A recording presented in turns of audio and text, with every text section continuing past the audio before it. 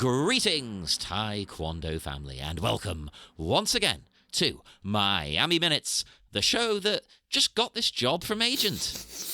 I am one of your hosts, John Parker. Oh, man, and here with a problem you didn't even think of, pal. It's me, the co-host. Oh, man. From now on, you are Niall the Problem McGowan. I was just saying to you briefly there in the green room, John, but I just have to say it again, because I think we said in the previous week that I don't even really remember this scene. What was the build up to it was kind of yeah, what happens next? What's it? And then just seeing this minute was how the hell did I forget all of this?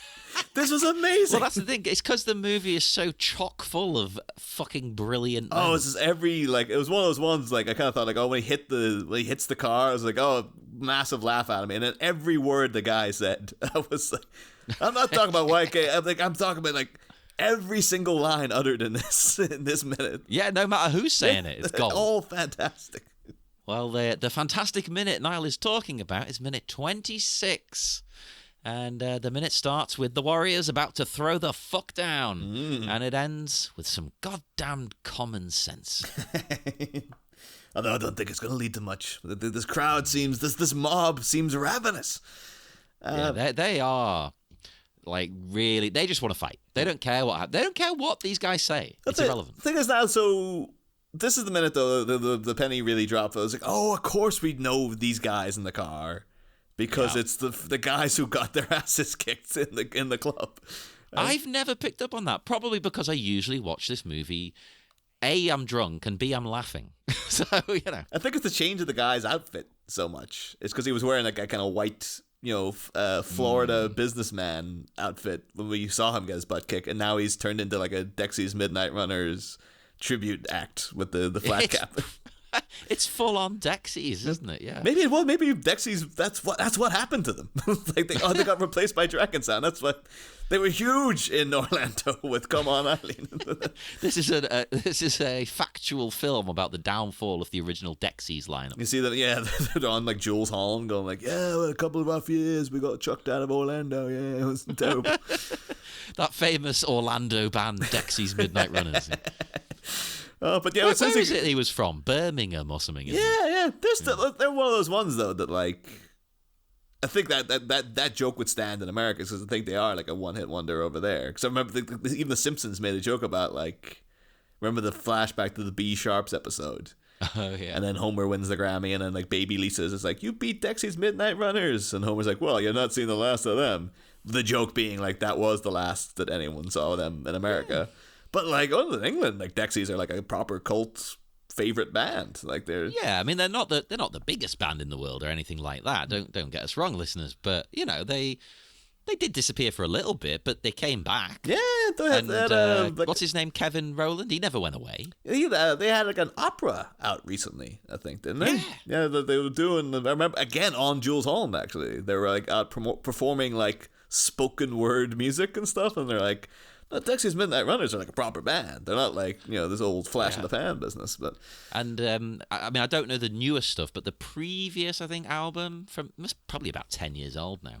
That one was really good. And it was they've really paired the group back a bit like the Specials did before. Rest in peace, Terry Hall. They paired back now, all right. Well, they've paired back in. Yeah, I too far. Too much pairing back. Go back. Yeah, so it was literally four of them or something, which when you think of Dexys, you're there's a million of them. It's the prototype Arcade Fire or something. Yeah. Well, who was that other group with a million members? Oh, the Polyphonic Spree. Yeah. They did a great cover of Lithium, the Nirvana song Lithium. And I was I think this is better than the original. But no one else seemed to agree with me. Every time I put it on, people were get Nirvana on, you asshole. Hey, you know what? You can listen to these things. Even if you don't think it's bad, doesn't matter. It's just it's paying homage to something you do like. So listen to it anyway. It's fun. But Dexys, of course, we can't let it go past without mentioning they were one of the bands featured on The Young Ones as well back in the day. Oh yeah. Jockey Wilson said another great song, better than "Come On Eileen." That song, but yeah, "Come On Eileen's" a fun moment in time, but it's not by any stretch of the imagination their best song. It's the whippet of the Dexys. They're you go to a people are like, oh, do you know who Devo are? They're like, oh yeah, Whip It. But if you go to a Devo fan, like, what's your favorite Devo song? They'll never say Whip It. No. Jocko Homo. Yeah. Oh yeah. It'll be like, oh, Smart Patrol. It'll be way down. Whip It'll be like, oh yeah. Well, I mean, it's good, but it's not like, I don't think, If it comes on, I won't turn it off, but I'll never choose to listen to it. Yeah. It might inspire you just to put on some other Devo songs that are better. But yeah. So the thing's like, I because of the change in attire of the guy. The only way I really recognize, well, he does flat out say who he is, even though the character doesn't have a name. But it's his voice. It's just that, oh yeah, that's the same. I was just surprised. Maybe I didn't recognize him this minute because, initially, because he doesn't call anyone son of a bitch. Because the last one was, you son of a bitch, I'll get you, you son of a bitch. It's like his catchphrase at this point. But this whole thing is like, he's got one volume. And he's still a little bit too far away from the mic. So it's always like, you remember me, asshole. Hey, you know what? He knows his strengths and he's playing to them. Oh, this guy, like, if Jeff wasn't in the to already have won my heart. This character. Although I'm pretty sure we don't see him after the scene. So. Hey, you know what? He's probably got a massive fucking bit later on that we've also forgotten. To get the last final fight. You remember me, you son of a son of a bitch.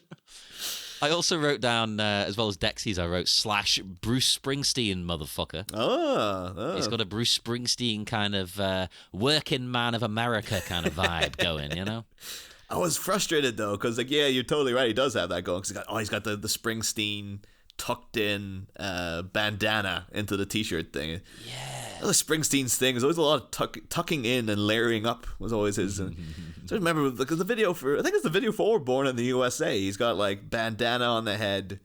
Yeah. He's got like a T-shirt, then a leather jacket, then like a denim vest on top of the leather jackets. It's like it's cold in Jersey, I guess. What is it? I'm going to assume it is purely based on that.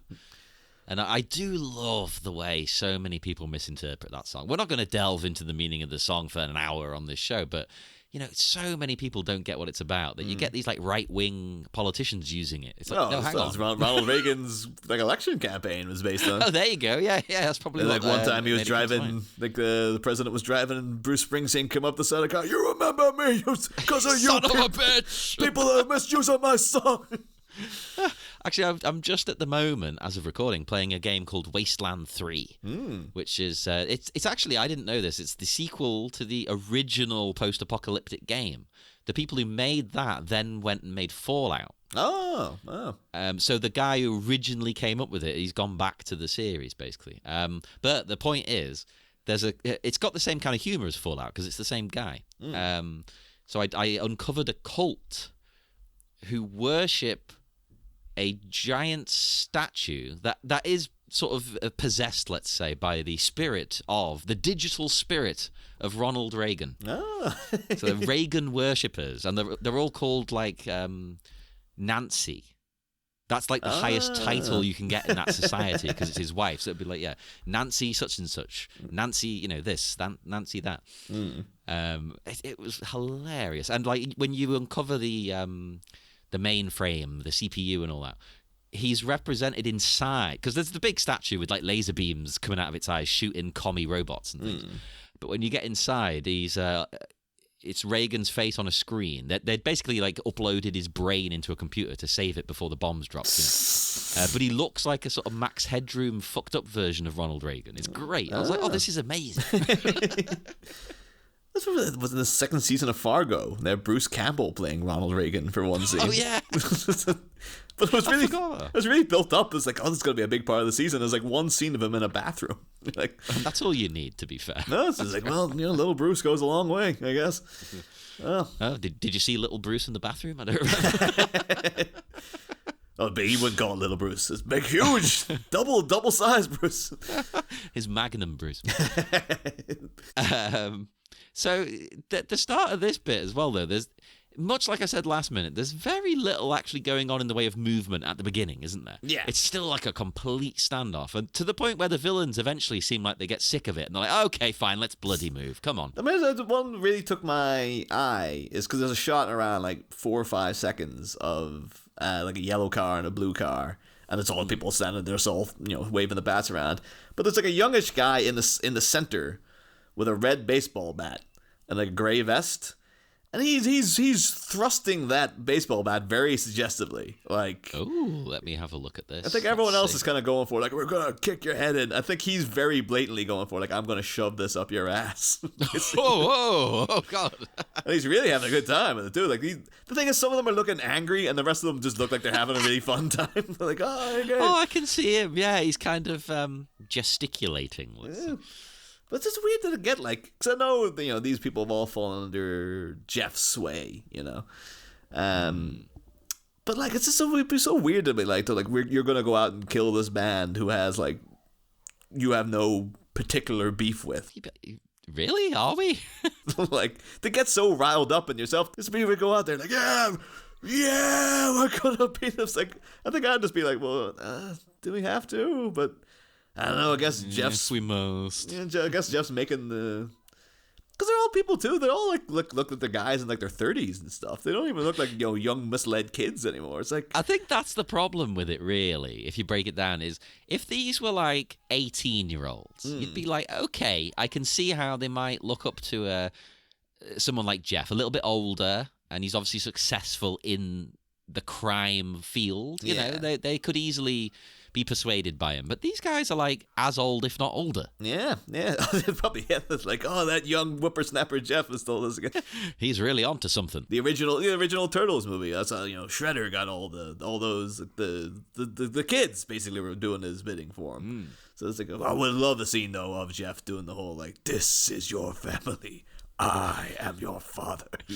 Yes. I want that. I need a Shredder/Fagin Jeff, please. Shredder. I need Shredder/Fagin/Vic. I was like, finally, Dickens meets the Antichrist. It's what we've all been waiting for all these years. There's I still can't justify buying it for myself. There's a amazing toy of that Shredder, like specifically from the movie. It's like 40 quid. And I kept saying, I'll buy it to myself for Christmas. And then Christmas has come and gone. I was just like, I still can't justify it. It's just going to sit in the desk. And I'll just look at it and be like, oh, it's awesome. Like, that's. Treat yourself. Maybe my birthday. Maybe my birthday this time. But that's a hint, isn't it? You're trying to get us to buy it. Yeah, it's put out a big, like, blown up photograph of it right outside your house the whole time. Yeah, you'll be sending me pictures of it in the chat after this. Everything you're trying to plant those. It's like every seeds. single episode, I just keep mentioning the first Turtles movie in that Shredder for some reason. Hey, you know what? Good tactic. Yeah. Very good tactic. I used to do that as a kid. I think that's how I got an N64 for Christmas. I'm really into the 64th degree, Mom. I'm pretty sure that's all it was, because my parents were the sort who, I had a PlayStation. And I didn't want an N64. I wasn't a Nintendo kid, ever. But I played GoldenEye at my mate's house. And it was like, this is unbelievable. It was like a revelation, yeah. So I ended up getting an N64 for Christmas. But they're the kind of parents who'd be like, well, no, you've already got a console. Yeah. So I don't know how I persuaded them. Maybe, I don't know, maybe your parents really wanted to play GoldenEye too. Yeah, maybe. When you go to bed, they're like, all right, God, he's down. Let's go.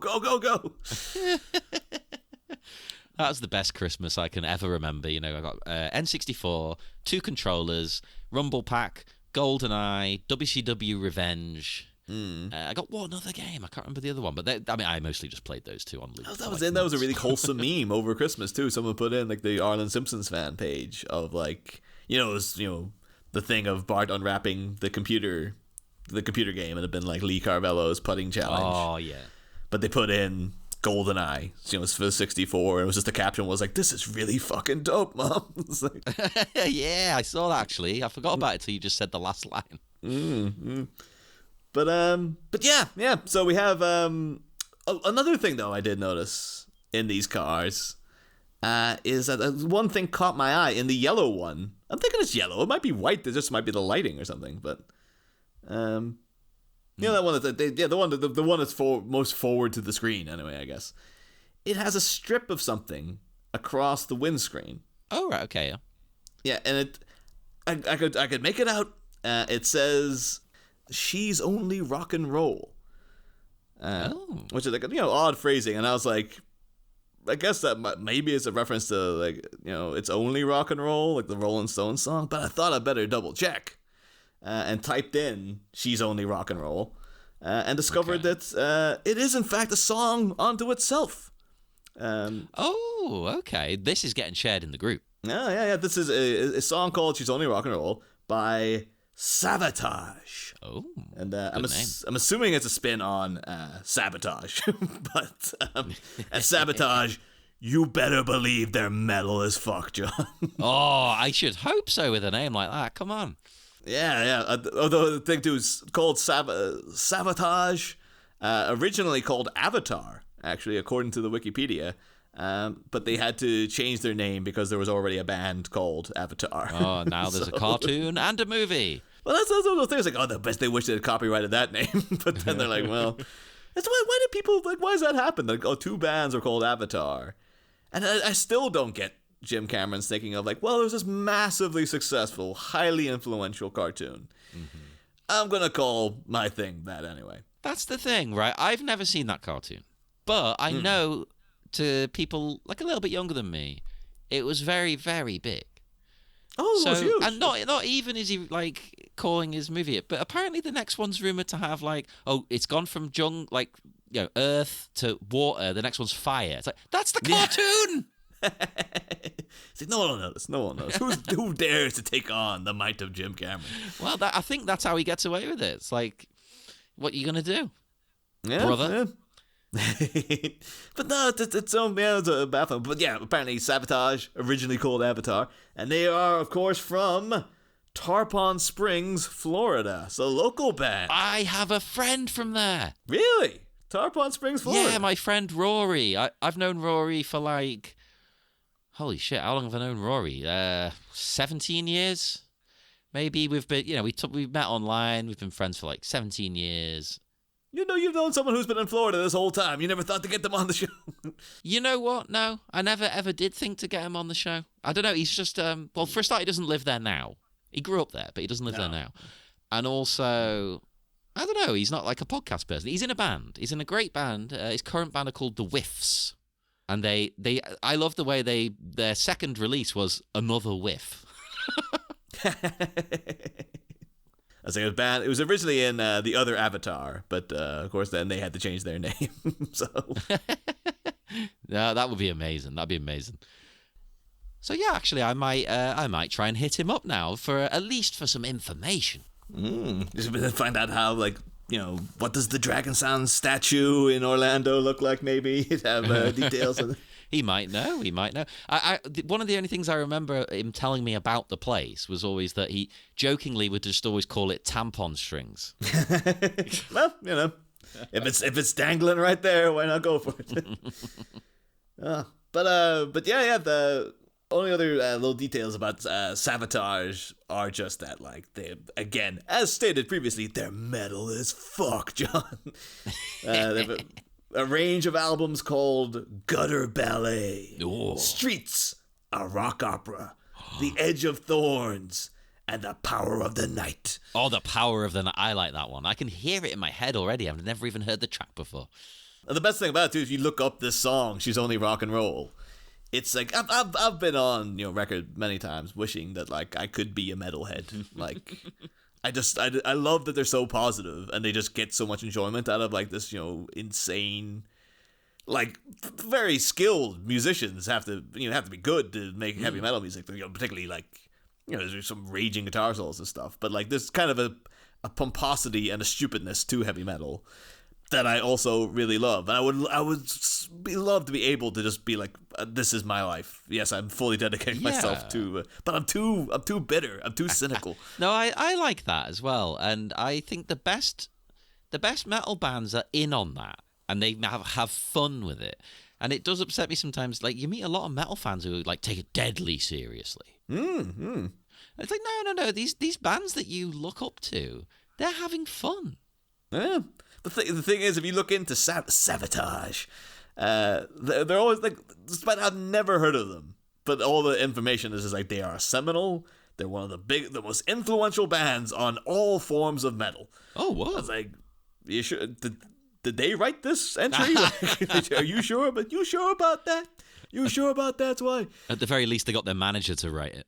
Yeah, or their agent. We'll talk about that in a second.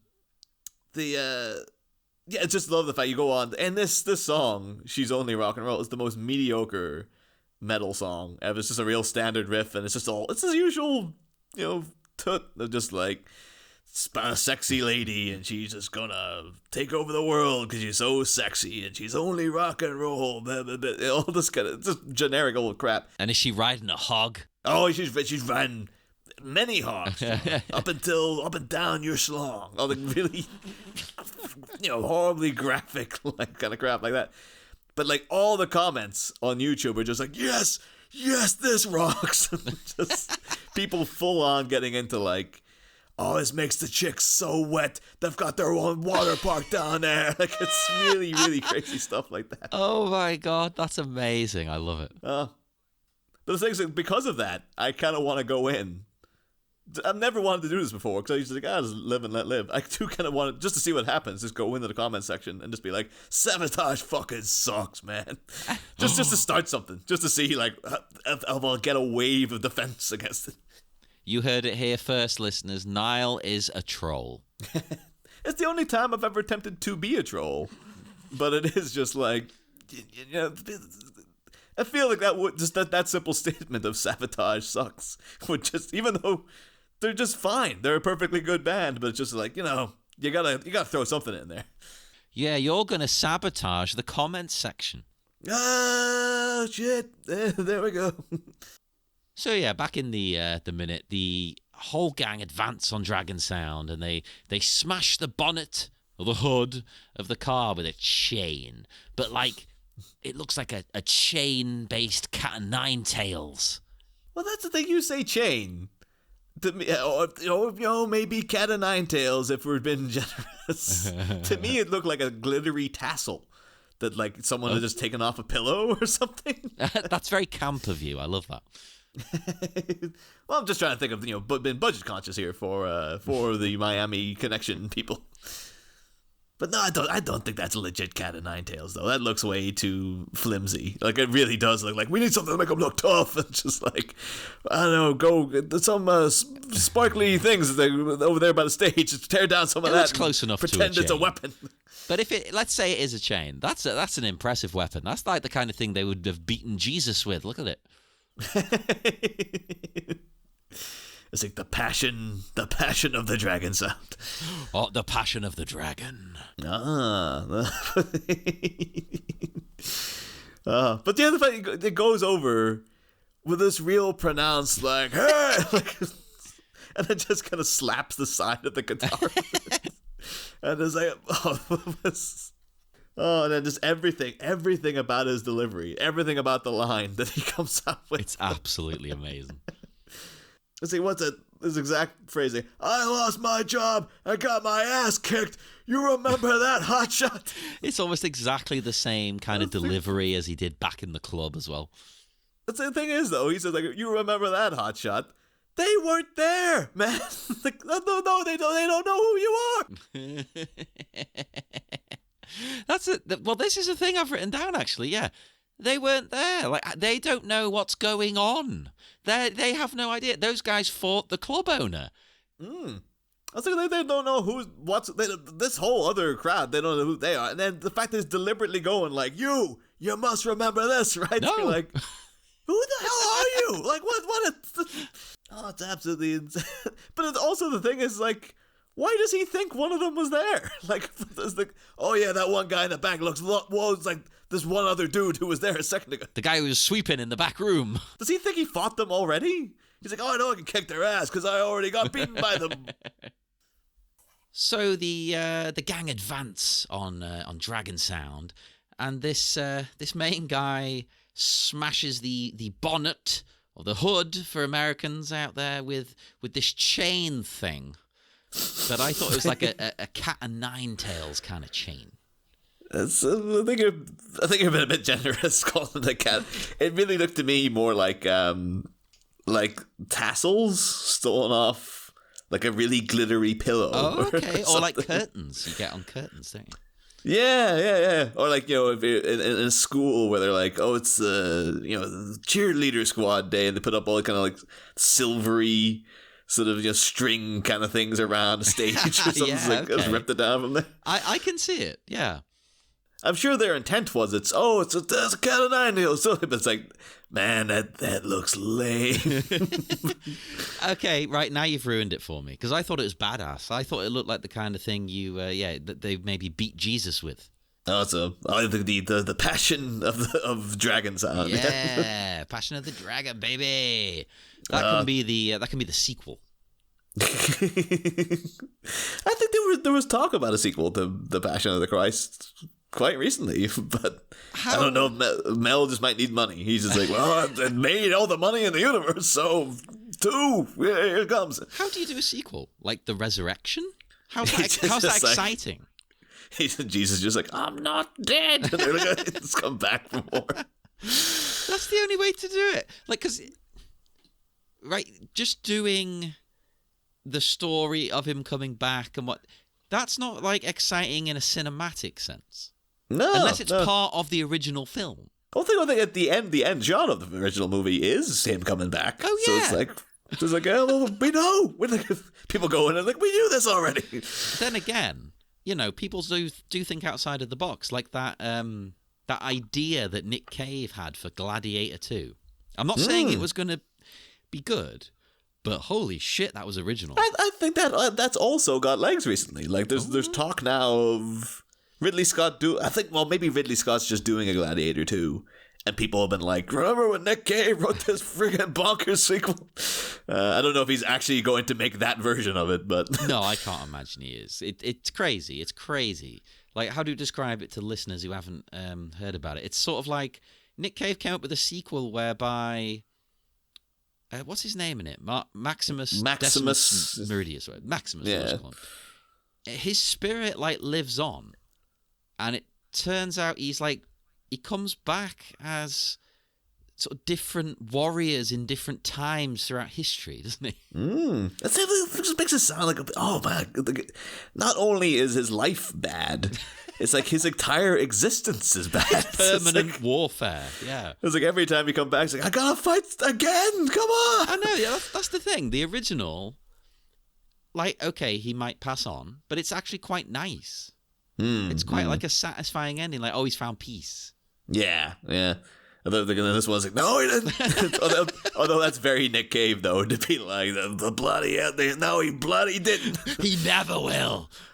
So he's going to spend the rest of his soul is going to get pecked to death by crows. I don't know why my Nick Cave's gone very cockney there.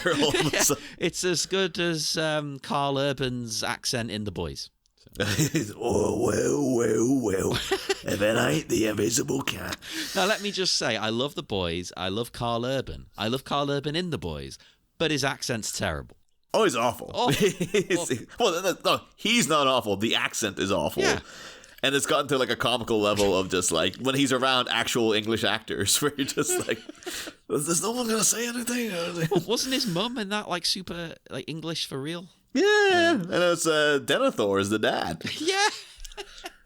And I was like, I can't believe what you did to my brother. So why are you talking like that? But anyway, talking about people doomed to forever be in conflict, dragon sounds. Oh, yeah, these guys. Now, the chain, again, as soon as I saw it, I thought, you know what? I could have done this in the year 2000 with the amount of chains on my trousers.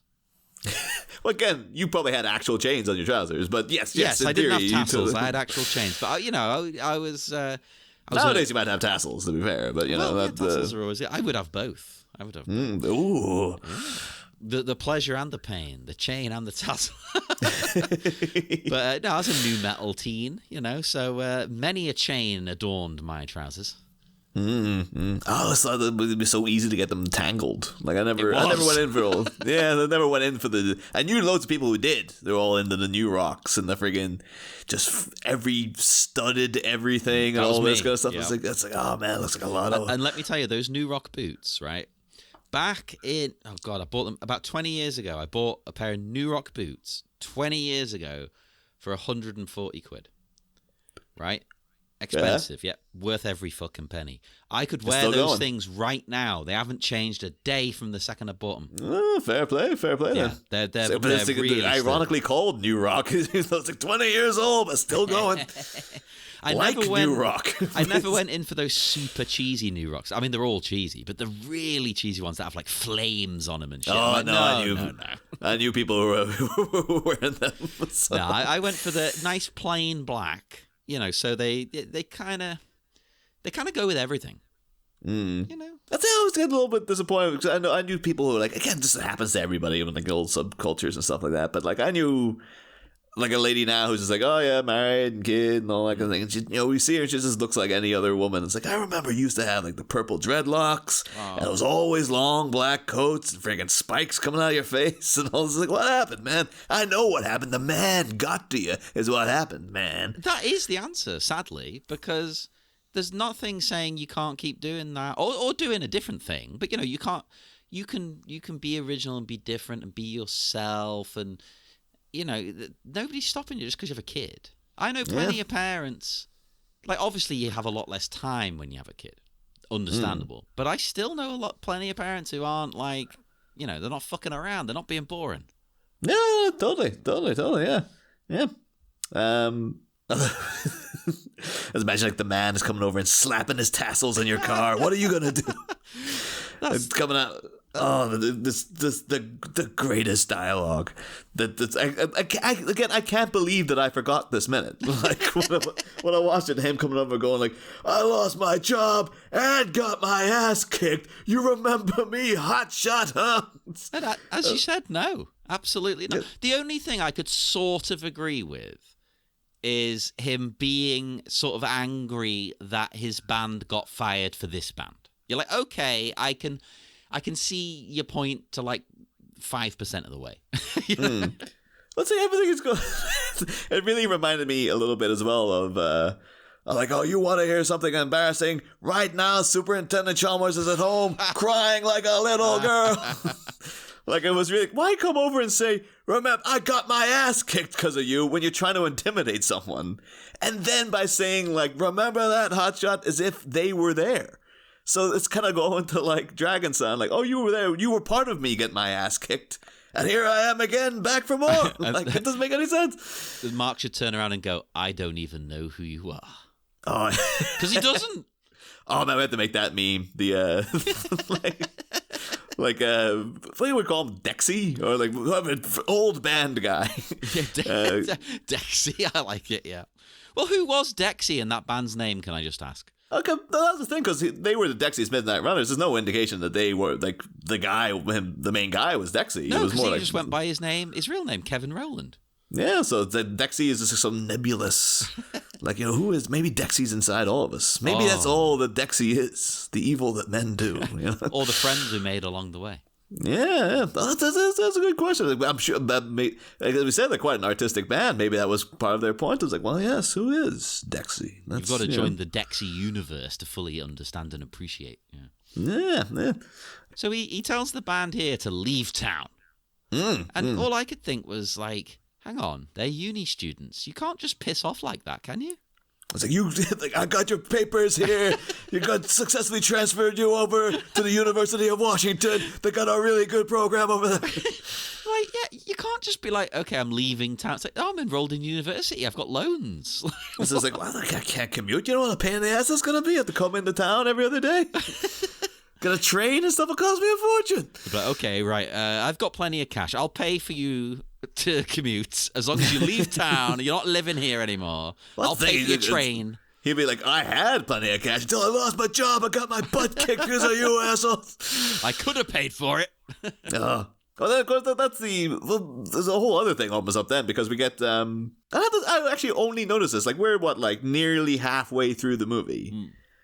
YK Kim has only really had 2 scenes of dialogue so far. Yep. And both of them are him basically saying the same thing of like, I don't want any trouble, but don't start me, okay? Like, I'm done with this crap. But don't mess with me though. But I don't want any trouble. It's building him up again, like The Simpsons, where it's like he's gonna do something.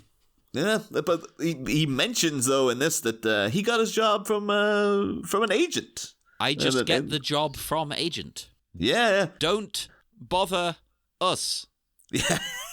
And the thing is though, because he goes in so like he starts the sentence so confident, like it's got like talking real.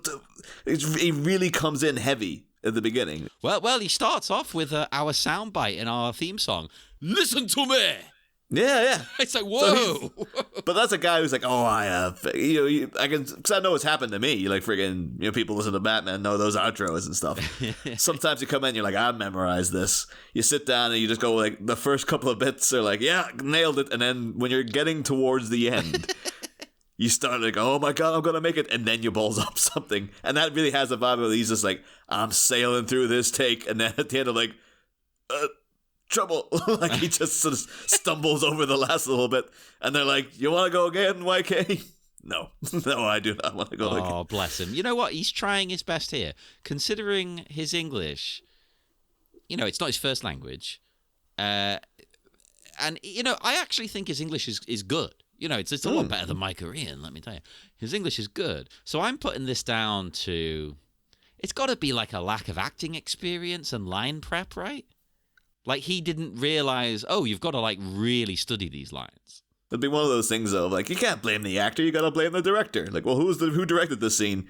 Oh. But again, no experience. So, it's not his first language. No insult to him, but he doesn't really know what he's doing. Yeah. So, it's odd, because his English itself is fine, I think. I think his English is really good. I can understand him in interviews and everything. It's not, like, confusing. Oh, yeah, it's always very succinct. He always, gets across what he means and stuff. But, like, I guess maybe he's already grappling with the fact that he's, like, clearly about 46 years old playing, like, a 20-something college student. Maybe it's like, that's taken up all his acting energy, maybe. It's like 95% of his internal kind of battery. But at least, though, he is kind of fluctuating what he says, though. Because then the main guy, though, in the scene, like, again, he just has this one note, and he's always a bit too far away from the microphone. Maybe that's why Mark meets him at his level. Listen to me! It's like, oh, shit, that's strong. It's like, whoa, calm down, man. Exactly. It's as you say, it's him really coming on strong. Like, I don't want to kick your fucking ass, but I will. Well, that's the thing. There's the fact that, like, yeah, I wonder how often does this happen? Like, maybe as Marky came, like, finally in Orlando, I will have some peace. And then just like, everyone just keeps trying to start fights with me. Like, what is this? How do they know that I'm a kung fu master? Sorry, Taekwondo master. You can just tell. Taekwondo master. Taekwondo, yeah. You can just feel it. You can see it. You can sense it. It's an energy. You put it out there into the world. Again, though, okay, so Stun, I forgot this minute because, it's gold. I am still slightly confused in that, like, are the guys blocking the road Jeff's guys out for, like, a separate mission? And then the ex-band guys are also just happen to be on the case kind of thing? And they're like, oh, we don't even know who these people are, but we're here to talk to you. I reckon they're in it together. I think these guys are really pissed off. Maybe Jeff heard about it and he's like, hey, guys, go and speak to this band. They're going to want in on this operation. I don't know why you would assume that a rock band would want to go and batter someone. Maybe he's like he's been like Palpatining them. He said like, oh, those guys got fired. But maybe things or maybe a bit, actually, if anyone in that scenario, it's going to be Yoshito is the Palpatine. And then Jeff will be the Vader. Yoshito seems, he feels more like a mastermind. Jeff feels more like a wild dog kind of thing. So, like, imagine Yoshito been like, he would have read, like, The Art of War and stuff. So when he's like, well, to get control of that territory, you need to get rid of that band for whatever reason. Luckily, I've done some research on the subject, and I know that not only did they get another band fired, they also were there, potentially were there to witness that band get their ass kicked. Which so they weren't, but so they might as well have been. I mean, apparently they didn't even hear about it, but they might as well have been there. Here's a big question we haven't actually asked yet, right? So we've talked about how the band don't really know what's going on, etc. So are the villains correct, right, in their mission? Do they need to take Dragon Sound out to achieve dominance in the region, right? Because we know, having seen the full movie, what happens later. So are they correct, right? Would Dragon Sound confront them eventually no matter what? Is it inevitable, or did they push Dragon Sound to that by confronting them? Yoshito is walking along like, everything is proceeding as I have foreseen. Well, exactly. Slipping into like the opera booth next to the Dexy there. Like, have you ever heard the tragedy of Dragon Sound? The ass kickers. Well, that's the thing. Like, it might he might just see like, oh, this is gonna happen eventually. So let's just get it underway. Let's go now, boys. I actually do like that idea that maybe Yoshito and Jeff are planning that far ahead. But yet, the entire time, Dragon Sound would have remained completely oblivious to everything. They have no idea. They don't know who anybody is at this point in the movie. So they're just like, if you just left us alone, we just would have played in the club. And would have been happy. Maybe eventually they would have found out what was going on at the club anyway. And then martial arts experts with a strong moral compass, maybe they would have confronted them regardless. Maybe there should be a scene of, maybe them checking, like, who is this Mark character? Like, going through all the other band members, like, this guy, Jeff, or not Jeff, but Jim. Oh, he's apparently got a letter from his dad one time. Father, he's got a father.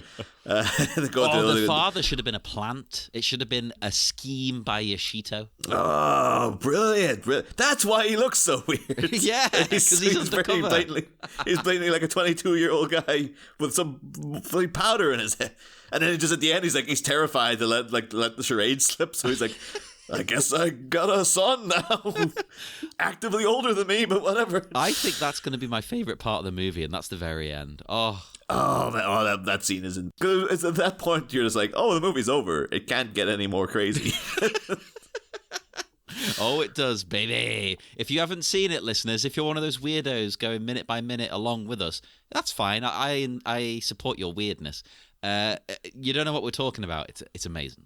But I like that. I like that as headcanon, though. We try to keep that going. Maybe there was a 4-hour cut of Miami Connection, wherein like Yoshito and Jeff like got a psychological breakdown of each member of Dragon Sound and tried to like get them at their weakest point and stuff. And they knew like, oh, Jim, he's really broken up about not having a father. But if we make him think that he does have a father, maybe it'll weaken he's the backbone of the group.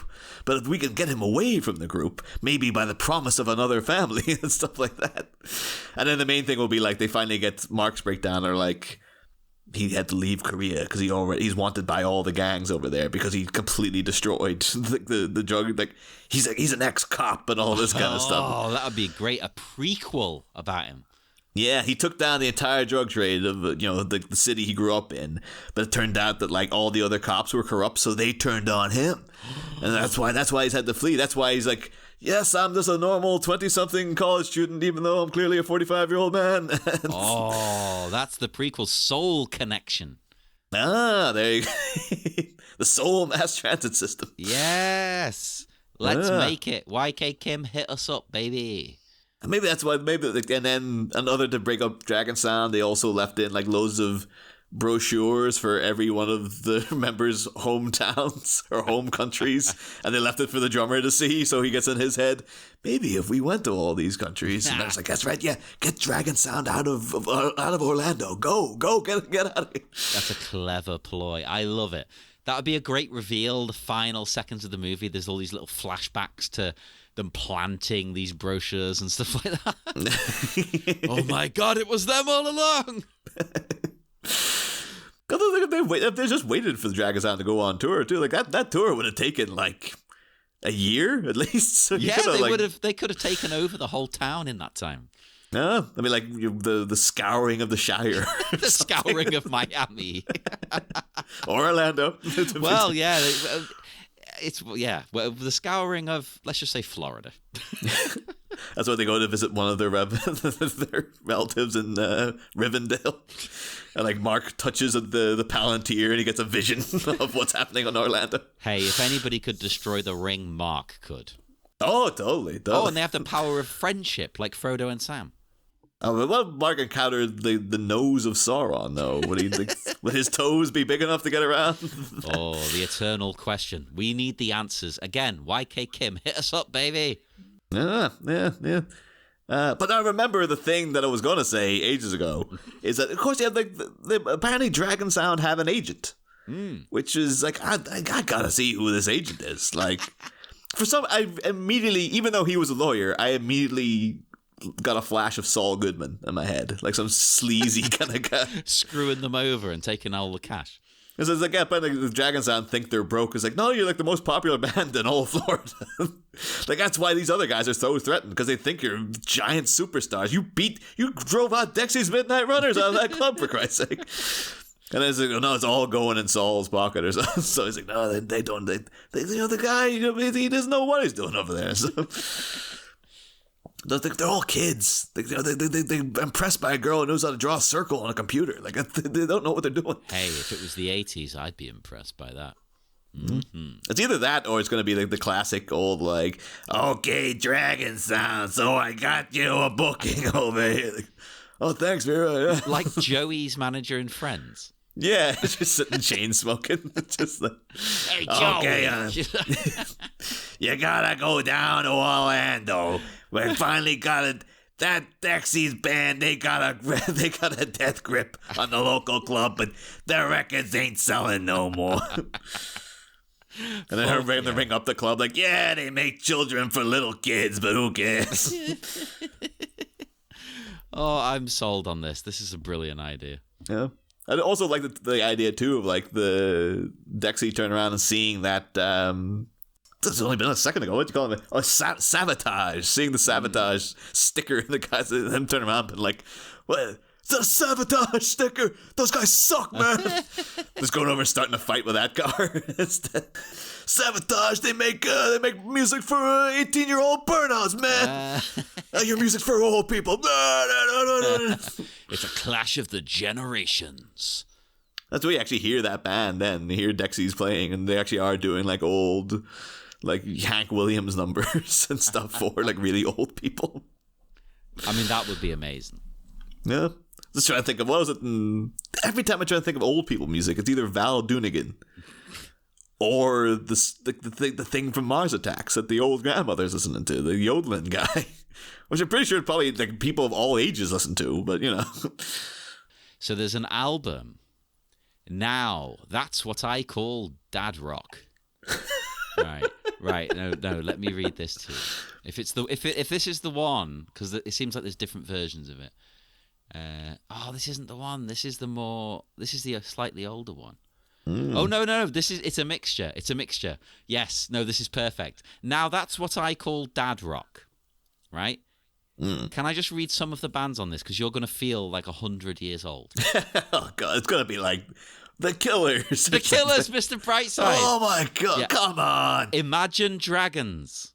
What? They're still current, aren't they? What the hell? Stereophonics. Okay, maybe. Hosier. I feel like I was too old for Imagine Dragons when they hit big. Yeah. What else we got? Let's see. Scouting for Girls. Oh, I mean, that's a double. Oh, come on! In that, the Fratellis. But one, and like they're they're not that old, and two, like why the hell would you put them on any album? They're terrible. I felt awful reading that. The Lumineers, that's another indie group, isn't it? I remember the Lumineers been pretty good though. So yeah, but even so, Blink-182. Ugh. Jesus. Although I think they remember their big reunion at Slane Castle, and the meme pages were having a great time. Just taking the piss out of like all the oldies coming back to. Even so, oh my. All the 37-year-old like emo kids been like, all right. We got Wheatus. That's kind of getting back more into like, Wheatus is kind of like 90s into 2000. No, Teenage Dirtbag was 2001. That was like really early to that. And I'm pretty sure that wasn't like that wasn't them straight out the gate. I think they had been going for a while. Yeah, it might be 2001 actually. But even so, that's not dad rock. Dad rock's like Deep Purple. Yeah. Although the thing now though, because that's my dad, but I think that's granddad rock now. It must be. That's properly ancient stuff. It's so bizarre. What else we got? Sum 41, Razorlight, Avril Lavigne. Whoa, come on. Yeah, the 1975. What no, they've thought about this though. I think they've tried to appeal to different generations of dad, because you've got on here as well some stuff I would call dad rock. You've got Queen. You've got what else? Let's see, Lynyrd Skynyrd. You've got Blue Oyster Cult. Things like that. What else we got? Let's see. I'm trying to pick through. Simple Minds, which I love, but I mean, it's the era that my dad would have liked if he liked proper music. Yeah. Iggy and the Stooges, okay, one of my favourites, but still. Oh, Deep Purple, there you go. Free. Yeah. So they've really thought about this and gone, let's appeal to different dads, and we can sell the whole fucking thing. Yeah. Oh, Roxy Music, Love is the Drug, amazing, but yeah, okay, it's in the right era. It's like how far they go back then. They're going into like Glenn Campbell. It's like, well, it's maybe some dad listens to that. Although they've got Rod Stewart. My parents love Rod Stewart. Very, very typical to have Rod Stewart in that scenario. White Snake. That's not very dad rocky to me because it's like late 80s, but it's badass, baby. It would fit in this movie. Although, as of recording too, I think like 2 episodes ago, then we talk quite a bit about Jeff Beck, who just died. Wasn't it? Yeah. Oh yeah, but he just died there the other day. It's like, oh wow, we got our Jeff Beck shout out. So when that episode won't have aired yet. So when people now listen to that episode, they're going to be like, let's talk about Jeff Beck as if he didn't just die. Well, that's upsetting. I completely forgot, till you brought it up. It's like, oh yeah, shit, that was like yesterday as of recording, wasn't it? Oh. Yeah, but that's like, the thing is, because he's 78, but he was incredibly active because he had the whole thing. Remember, he was out on tour with Johnny Depp and stuff. Yeah, and it's like, I remember it really shook up my dad because I rang him straight away because my dad's a big Jeff Beck fan.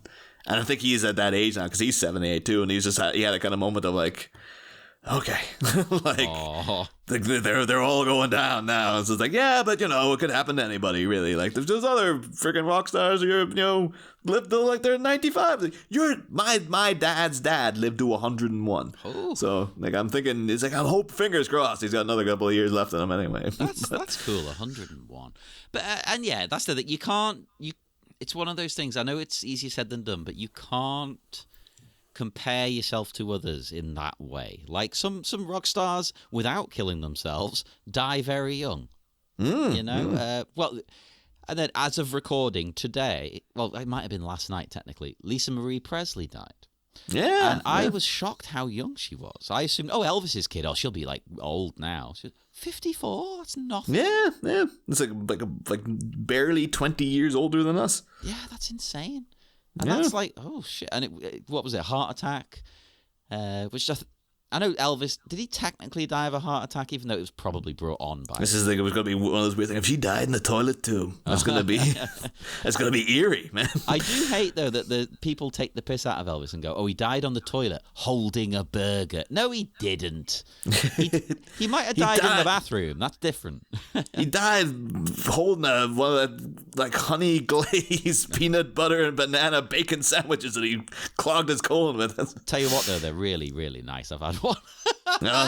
I've seen them make. It looks like an operation to make one. It's like a whole big freaking thing. What do they call it? There's a particular name for it as well. I can't remember. It was called like the Classic or something like that. Oh, I'm not sure.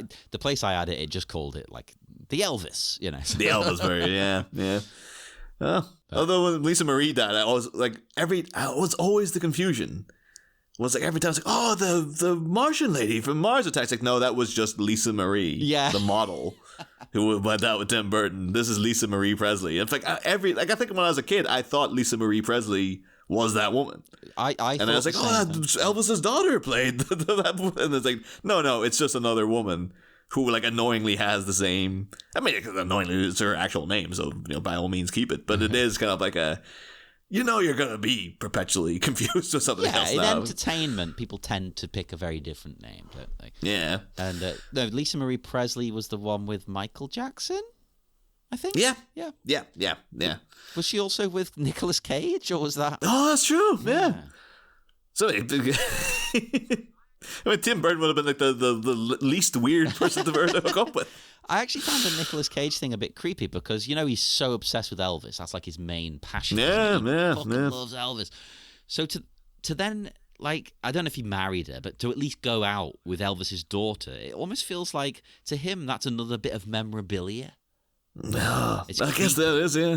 He's in bed, he's like, sing Love Me Tender. Like, yeah, he probably did get her to do stuff like that. Not like, lower your voice, lower it. Well, she did do a cover of In the Ghetto, so, Although, I'll be honest, because of the age I am, I constantly just think of Cartman singing In the Ghetto. Oh, yeah. And I know it's like overdone doing a Cartman impression, but I don't care. I grew up with that at the height of South Park. I think the Cartman impressions have like got out of vogue. I think now it's just like that'd be almost like, oh, no one does them anymore. That's like just old school. Well, except there's that guy on, I was going to say TikTok, but it might be Facebook Reels or whatever the hell they're called. There is that musician who does Cartman and he dresses as Cartman. And I don't think I've come across him. I'll suggest he's good, but it's like... I've seen sometimes too people doing like impression videos. They still always throw in Stewie Griffin. It's like that's 20 years ago. Like I know Family Guy's still going, but like it's not cool anymore. No, it's like The Simpsons. Does anyone watch it? Yeah, that'd be like coming in and going like, well, the thing is, I think if you came in and did an impression of Homer Simpson, people would be like, oh, great. But if you come in doing Stewie Griffin, people are going to be like, come on, man, it's old hat. Like it's just... Yeah, but people are thinking of old Simpsons when you do it. Yeah. And people come in like, he's always saying like, oh, yes, Lois. And just like, does Stewie even have anything to do with Lois in the show anymore? Like, again, that'd be like doing Bart Simpson and coming in and be like, eat my shorts, cowabunga. Maybe he still says that. I don't know. I don't know either way, because the last time I watched Family Guy was like the first season after it came back from cancellation.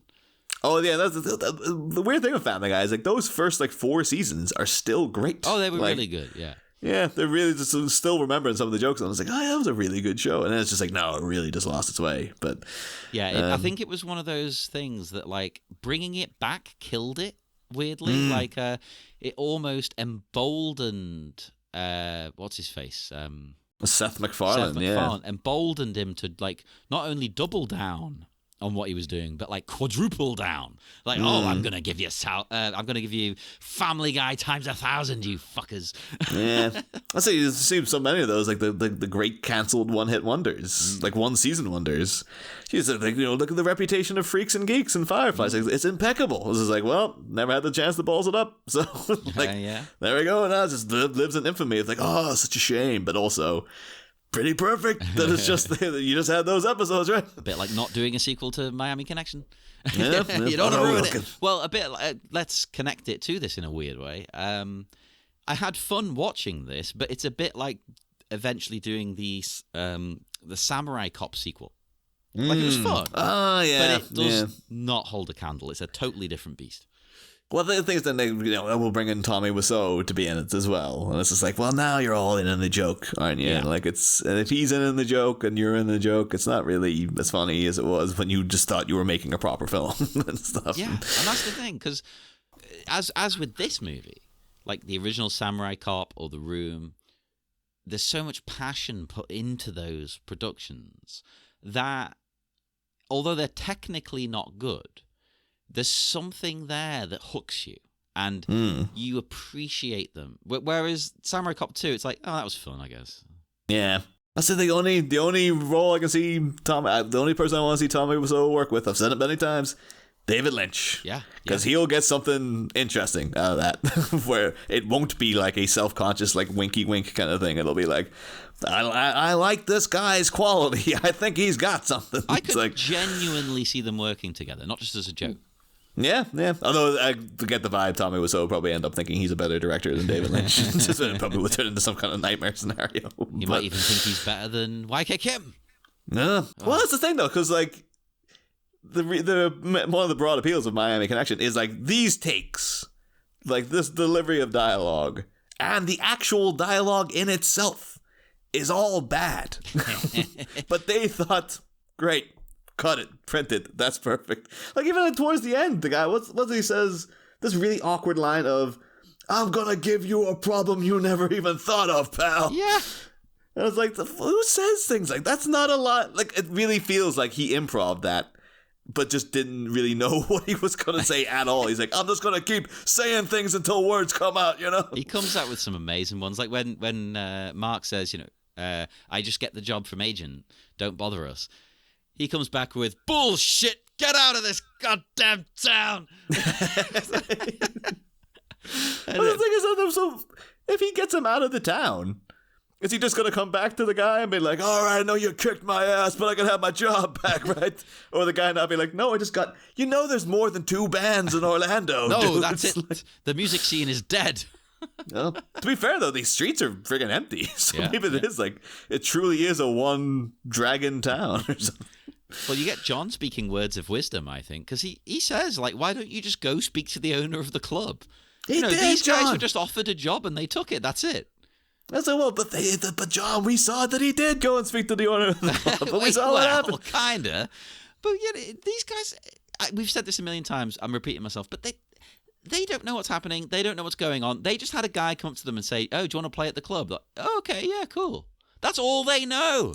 That's the thing, because Dexy here is just not listening as well, because him going like, "Look, we just accepted a job. Like, go and talk to the owner." Surely that should tweak something in his head of going like, "Wait a minute, I talked to the owner, so you guys weren't there when I got my butt kicked?" Like, I'm the full on going full tilt on you people, even though you don't know what the hell. Oh, my apologies. I really didn't realize what was going on. They should turn into good guys at the very end of the movie and come and save them. Yeah, we're here to even up the fight. It's like like the Gandalf coming in with Gondor, or all of them coming back at the end of Endgame. It's just like I think Mark by himself, and he just gets like, "Hey, you son of a bitch!" Just seeing the gold circle thing open up and just come through. Everyone from all these movies steps through. People from Troll 2, The Room, Samurai Cop, everything. Oh, man. Tammy and the T-Rex. Like the birds from Birdemic come flying in over the top and stuff.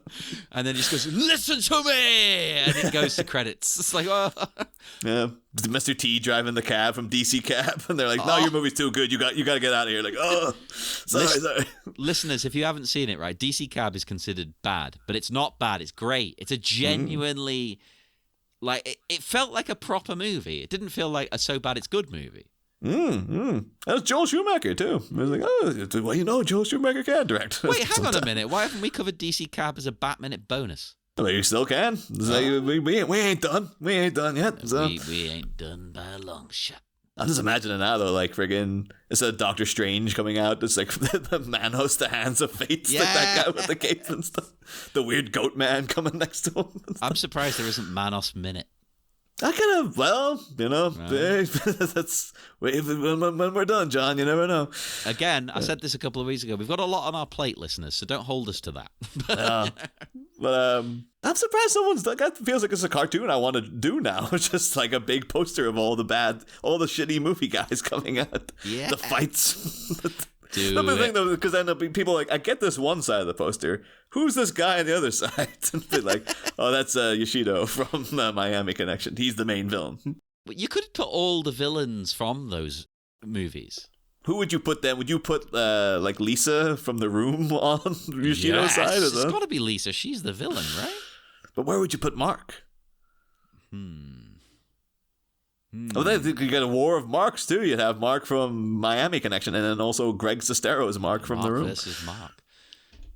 It's like X versus Sever. It's It's nothing like that. But also, X versus Ever probably could feature in one of those. Totally could. Like, what was that one? Action Jackson with Carl Weathers coming out. That was a classic. I loved watching that. We probably have like 5 different versions of Dolph Lundgren appear, just from various different characters. Hell yes. Listeners, if you want Niall to draw this, hit us up. Yeah. And, I mean, it's probably just going to be like 2 people who go, yeah, sure. Because we get loads of downloads and no Facebook interactions. But hey, we're still here. We're still at the mic. Someone's listening. Someone's out there. That's the thing. I can see the people are listening. You should chat to us. Don't be shy. Send us a message. Maybe it's that guy who's like, you sons of bitches, keep But I think I've pretty much noted out there for this. As far as let's see what else I got. I think that's all the notes. Most of my notes were basically about sabotage. That was some cool info. I didn't even spot that. I'm going to be honest. No, I think that's me. No, that too. No, it seems like it's gearing up for more in the next minute. So, quite frankly, I can't wait to see more of this guy. I can't believe I didn't recognize him in the car before. It's like I feel ashamed now. It's crazy. And maybe it's a testament to how well he was going undercover. It's like, oh no one ever. I do like his T-shirt as well. Because it's got some, it's a local business logo on it that they're like, hopefully no one can make out what that is. I know, I kept trying to zoom in and see, like, is it a martial arts shirt because he's a student of Grandmaster Kim? No, you can tell it's not, but I can't make out what it is. It'd be really sad if it was a bar, if it was a T-shirt from the bar that he got fired from. It might be, though, because the back seems to... The back looks like it says The Road... Maybe that's his band, actually. Maybe it's his merch. It's like, this is all I got now. We printed 5,000 T-shirts. That morning we got fired, you sons of bitches. I've got to wear my own merch like a fucking prick. I guess that's why he's taking it so badly. He's like, it would have been fine, but we spent all our goddamn money at the... Maybe it is. It looks like a tour shirt, actually. He's flinging the tour. It's just like that bar at the top. Wait, hang on. And there's no other dates underneath. I think it's a tour shirt. The Road, and then if you it looks like the top line is something town. Oh. I think it's a tour shirt for his band. Orlando Town. Orlando Town. Good old Orlando Town. I have a thing that the bar owner in that scene where he beat them up was like, you guys were just supposed to be passing through. I thought you were on tour for us. No, we blew our goddamn tour money on the T-shirt, you idiot. That's what it is. It's all about the merch money. That's what this is all about.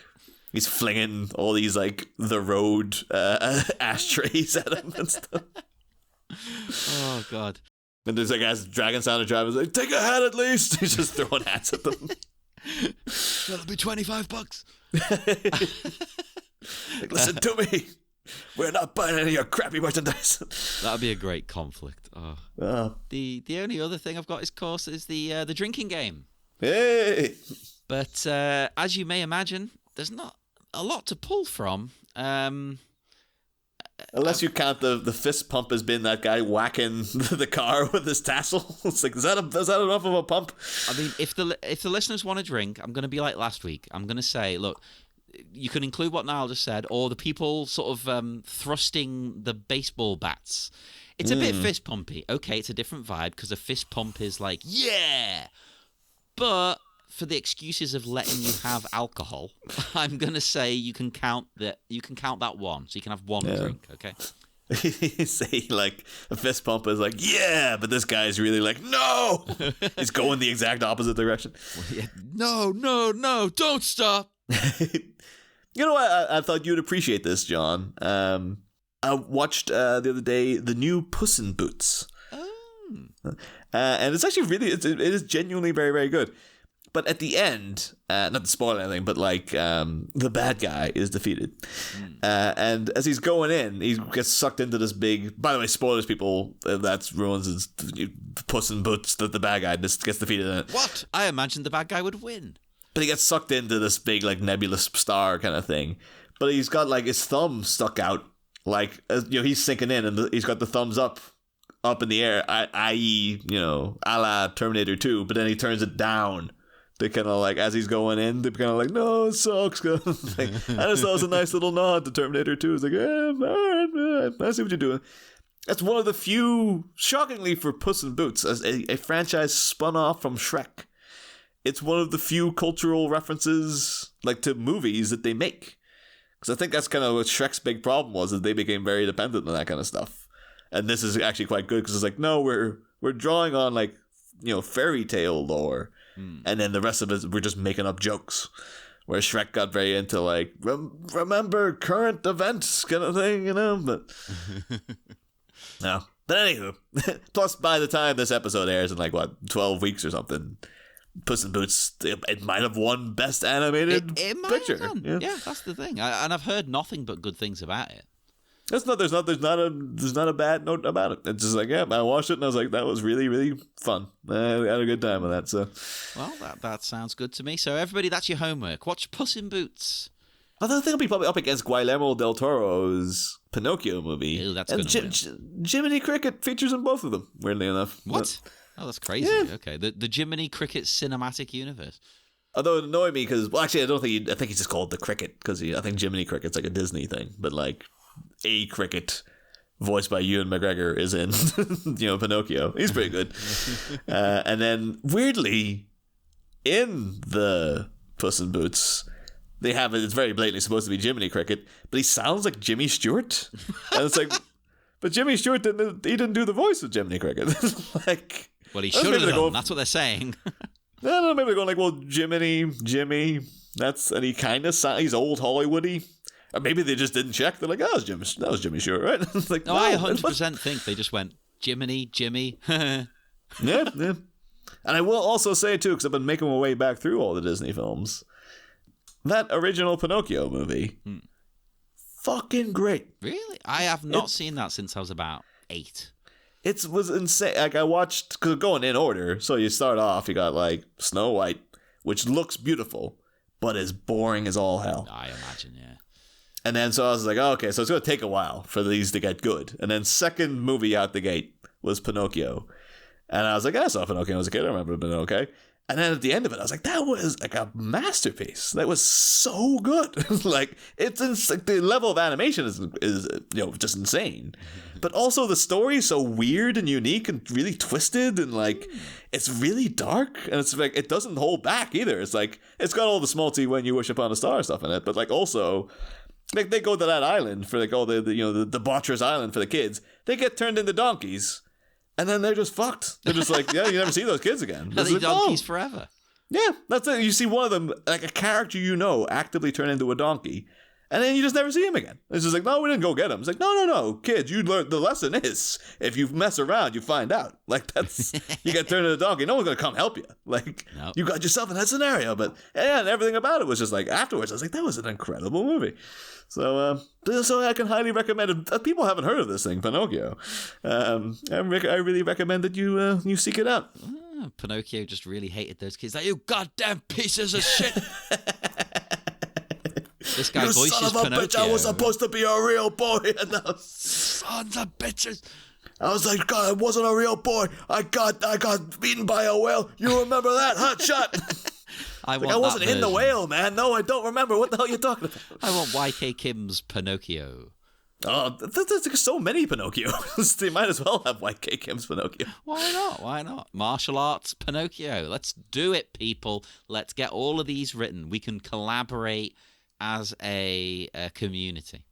It'd be great if you had him. YK Kim becomes a puppeteer, and then he just goes around making puppets grab people's noses with their toes and stuff. Oh, that would be a blessing. That'd be a blessing. I keep bringing that up too. No, I don't think we're anywhere near him doing that. People haven't seen this movie in advance. It's like, why does he keep talking about him grabbing people's? Oh, your mind will be blown when you see it, people. Oh, it's crazy. So we'll let you go actually, so we can get to that part. I hope you've downed your drink. We will break the connection once again. So do join us on Facebook at the Miami Minutes Taekwondo Orphanage, Twitter at Miami Minutes, Instagram Miami Minutes, and you know what? I don't mention this enough. So I don't mention this enough on any of our shows. Why don't you review the podcast for us? Give us a nice 5 stars and some lovely words. It really helps bump us up the feed, especially on, I was going to say iTunes, but it's called like Apple Podcasts now, I think. Do it on there. Even one review bumps you up so much, you get a lot more eyes and ears on your show. So why don't you do that? That'd be lovely. And we can reciprocate. If you have a show, we can listen to your show. We can give you one back if you like. And do that and join us again in 1 week for more Miami Minutes. Listen to me! You son of a bitch! Listen to me!